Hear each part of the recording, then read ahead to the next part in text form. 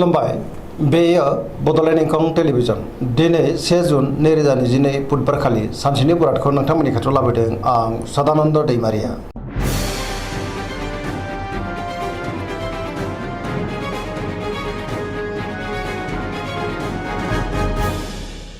सिगां फरायनो लादों मेष राशि गिबि हांखो अ ल।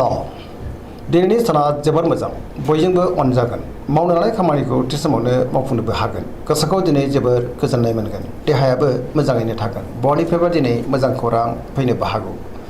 रांखावरियाव दिनै जोबोर मोजां, गोबां धोन आरजिनोबो हागोन। बेफार फालांगियाव मोजां मुलाम्फा मोनगोन, आयाबो बांगोन। सोरबा लोगोनिफ्राय थोजासे हेफाजाब मोननो हागौ। न'खराव दिनै अनलायनाय फैगोन, बिमा बिफानि अननाय आरो बोरखौबो दिनै मोननो हागोन। गुबुननि गोसोखौ गोरलैयैनो बोनो हागोन, गोसोनि बोलोआबो बांगोन। समाजाव गोबां मान मोनगोन। लाइमोनफोरा दिनै मोजां खौरां मोननोबो हागौ। गोसोआ दिनै जोबोर रमान्टिक जागोन। फरायसाफ्रा फरायनायाव गोसो दुंखांगोन आरो मोजां फिथाइ मोननोबो हागोन। पजिटिभ एनार्जिनि गोहोमबो गोग्लैनो हागौ।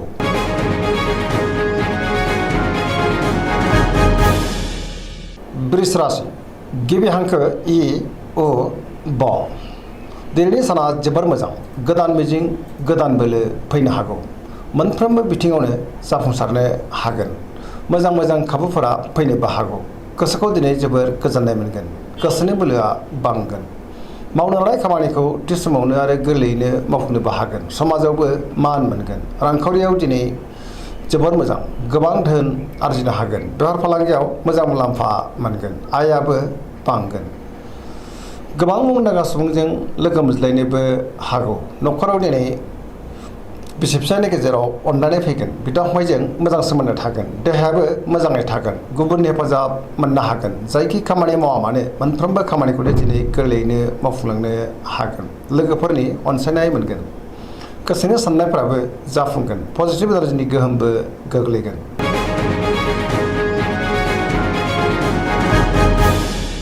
मिथुन राशि गिबि हांखो क स। दिनैनि साना जोबोर मोजां, पजिटिभ एनार्जिनि गोहोमबो गोग्लैनो हागौ। मोनफ्रोमबो बिथिङाव जाफुंसार जानो हागोन। गियाननि आंखाल जानाय नङा। गोसोखौ दिनै जोबोर गोजोननाय मोनगोन, गोसोआ जोबोर खुसिबो जागोन। देहाया मोजाङैनो थागोन। अब्लाबो नाथाय जानाय लोंनायाव सांग्रां जानांगोन। रांखावरियाव जोबोर मोजां, आयाबो बांगोन। बेफार फालांगियाव मोजां मुलाम्फा मोननो हागोन। न'खराव अनलायनाय फैगोन।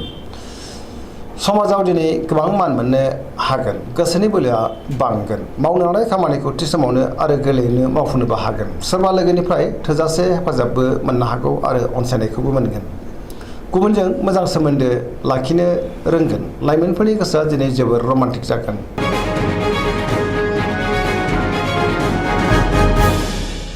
कर्कट राशि गिबि हांखो ड ह।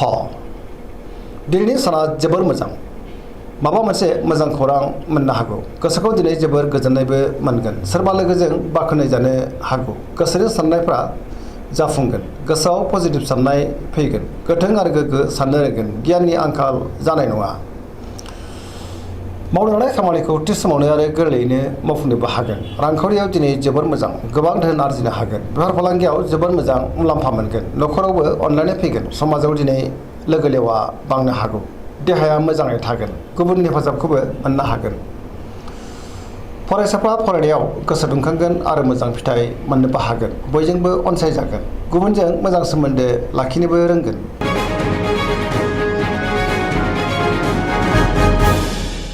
सिंह राशि गिबि हांखो म ट। दिनैनि साना जोबोर मोजां, गोसोनि बोलोआ बांगोन। गोसोआव पजिटिभ साननाय फैगोन। गोथों आरो गोग्गो साननो रोंगोन। मावनो लानाय खामानिखौ थि समावनो आरो गोरलैयैनो मावफुंनोबो हागोन। सोरबा लोगोनिफ्राय मोजां खौरां मोननो हागौ। बहाबा दावबायहैनो एबा हान्थिनो खाबुबो मोनगोन। रांखावरियाव जोबोर मोजां, मोननो गोनांखौ मोननो हागोन। बेफार फालांगियाव मोजां मुलाम्फा मोनगोन। गोसोनि साननायखौ दिनै गुबुननो फोरमायनोबो हागोन। न'खरावबो अनलायनाय फैगोन। समाजाव मान मोननो हागोन। गुबुननि गोसोखौ गोरलैयैनो बोनो हागोन। देहाया दिनै मोजाङैनो थागोन। बयजोंबो गोरोबनो रोंगोन। गुबुननि थाखाय गोबां मोजां खामानि मावनानै होनोबो हागोन। गोसोआ दिनै जोबोर खुसि जागोन।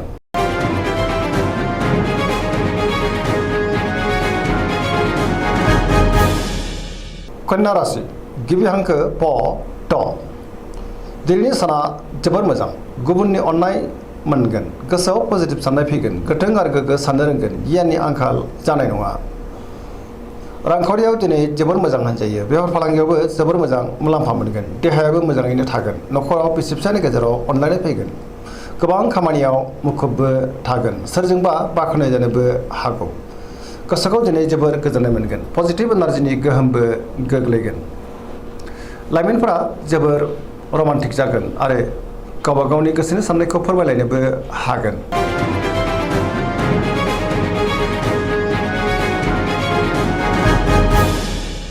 तुला राशि गिबि हांखो र ट दिनैनि साना जोबोर मोजां गोसोनि बोलोआ बांगोन गोसोनि साननाया जाफुंनो हागौ मावनो लानाय खामानिखौ मावफुंनो हागोन देहायाबो मोजाङैनो थागोन बहानिफ्रायबा मोजां खौरां मोननो हागौ बहाबा हान्थिनोबो खाबु मोनगोन आरो मोजाङै हान्थिनोबो हागोन रांखावरियाव जोबोर मोजां मोननो गोनांखौबो दिनै मोननो हागोन न'खराव बिसि फिसानि गेजेराव अनलायनाय फैगोन समाजावबो गोबां मान मोनगोन बेफार फालांगियाव मोजां मुलाम्फा मोननो हागोन गुबुननि गोसोखौ गोरलैयैनो बोनो हागोन लोगोफोरनि हेफाजाबखौबो मोनगोन गोदान थांखि लानो रोंगोन सेंग्रा सिख्लाफोरनि गोसोआ दिनै जोबोर रमान्टिक जागोन आरो गावबा गावनि गोसोनि साननायखौबो फोरमायलायनोबो हागोन पजिटिभ एनार्जिनि गोहोमबो गोग्लैगोन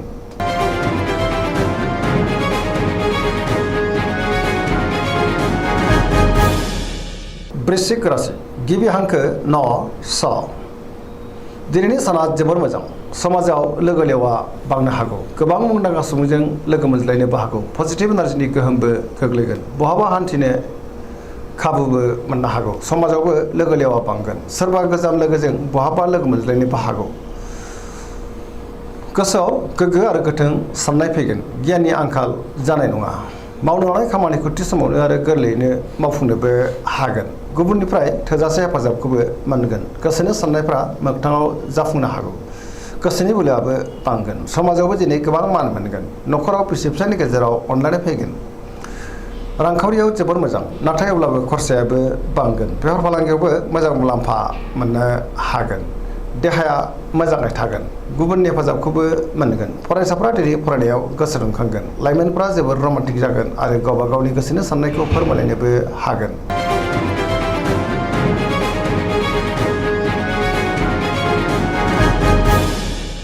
धनु राशि गिबि हांखो ध फ भ दिनैनि साना मोजां आरो गाज्रिनि गेजेरजों बाबेनलांगोन गोसोआव बोलो बांगोन नाथाय अब्लाबो मावनो लानाय खामानिखौ थि समावनो मावफुंनो गोब्राब जागोन माबा नङा माबा मोनसे हेंथा फैनोबो हागौ गोसोनि साननायफ्रा देबर नांगोन रांखावरियाव दिनै जोबोर मोजां मोननो गोनांखौ मोननो हागौ बेफार फालांगियाव दिनै जोबोर मोजां होनजायो समाजावबो मान मोनगोन बहाबा हान्थियोब्ला लामा साबायाव सांग्रां जानाया गाहाम जाब्रबथायनि आसाबो दङ देहाया दिनै बारा मोजां थानाय नङा गोबां रोखोमनि देहायारि जेंनाजों मोगा मोगि जानांनो हागौ न'खराव अनलायनाय फैगोन बिदा फंबायनि हेफाजाबखौबो मोननो हागोन बहानिफ्रायबा हरखाबै गाज्रि खौरांबो फैनो हागौ सांग्रां जानाया गाहाम लाइमोनफोरनि गोसोआ दिनै जोबोर रमान्टिक जागोन आरो गावबा गावनि गोसोनि साननायखौ फोरमायलायनोबो हागोन फरायसाफ्रा फरायनायाव गोसो दुंखांगोन आरो मोजां फिथाइ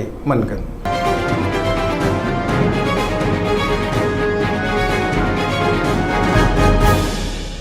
मकर राशि गिबि हांखो ख ज दिनैनि साना जोबोर मोजां गोसोनि साननायफ्रा जाफुंगोन मावनो लानाय खामानिखौ मावफुंनो हागोन रांखावरियाव दिनै जोबोर मोजां गोबां धोन आरजिनोबो हागोन अब्लाबो नाथाय खरसायाबो बांगोन बेफार फालांगियाव मोजां मुलाम्फा मोनगोन गोबां मुंदांखा सुबुंजों दिनै लोगो मोनज्लायनोबो हागौ गुबुनजों मोजां सोमोन्दो लाखिनो रोंगोन मोनफ्रोमबो खामानिखौ मावफुंनो हागोन गोदान खामानियाव आखाइ होजेननोबो हागोन आरो जागायजेननोबो हागोन न'खराव अनलायनाय फैगोन बिदा फंबायनिफ्राय थोजासे हेफाजाबखौ मोननो हागोन सेंग्रा सिख्लाफ्रा दिनै गावबा गावनि गोसोनि साननायखौ फोरमायलायनो हागोन बहानिफ्रायबा मोजां खौरां फैनोबो हागौ फरायसाफ्रा दिनै फरायनायाव गोसो दुंखांगोन आरो मोजां फिथाइ मोननोबो हागोन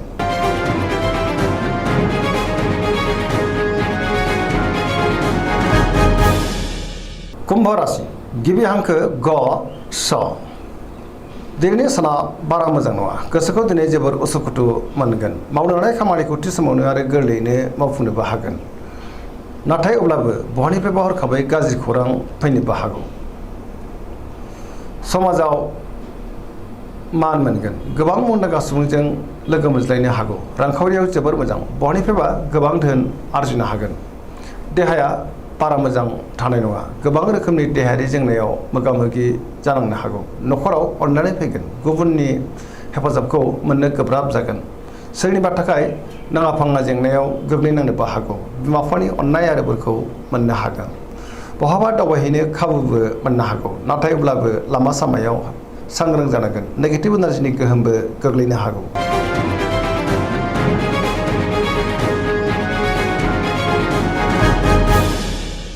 मीन राशि गिबि हांखो ड स दिनैनि साना मोजां आरो गाज्रिनि गेजेरजों बाबेनलांगोन गुबुननि थाखाय गोबां मोजां खामानि मावनो हागोन नाथाय अब्लाबो सोरनिबा सायाव गोबां रागा जोंफ्लांनो हागौ गोसोआव नेगेटिभ साननाय फैगोन गोसोनि बोलोआ बांगोन गावनि गोसोनि साननायखौ गुबुननो फोरमायनो हानाय नङा देहाया मोजाङै थागोन रांखावरियाव मोजां बेफार फालांगियावबो मोजां होनजायो न'खराव बिसि फिसायनि गेजेराव एना एनि फैनो हागौ सोरजोंबा रायखोमा जानोबो हागौ लाइमोनफोरनि गोसोआ दिनै जोबोर रमान्टिक जागोन आरो गावबा गावनि गोसोनि साननायखौ फोरमायलायनोबो हागोन फरायसाफ्रा दिनै फरायनायाव गोसो दुंखांगोन आरो मोजां फिथाइ मोननोबो हागोन दिनैनि राशि फरायथिना एसेनोसै जोबनायाव बेखौनो खावलायो जाहाथे नोंथांमोना सानफ्रामबो जोंनि बे बड'लेण्ड इंखं टेलिभिजनखौ नायबाय थायो आरो साबस्क्राइब खालामो लोगोसे लाइक खालामो आरो शेयार खालामो एसेनोसै गोजोन्थों